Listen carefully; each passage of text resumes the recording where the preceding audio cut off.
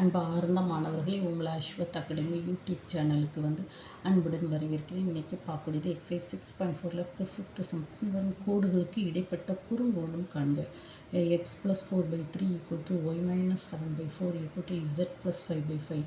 இந்த ப்ராப்ளத்தை நான் என்ன செய்கிறேன், ஸ்டெப் பை நான் பாருங்கள். இன்னொரு r vector = 4 k vector plus t × 2 i cap plus j cap plus k cap. இந்த இது வெக்டார் ஃபார்மில் இருக்குது. கார்ட்டீசியன் இந்த ரெண்டுக்கு இடையில் உள்ள குறுங்கோணத்தை நம்ம அஸ்வத் அகாடமி யூடியூப் சேனலில் போட்டிருக்கோமா. நீங்கள் அங்கே போய் பார்த்து படித்து தெரிஞ்சுக்கோங்க. ஓகேவா?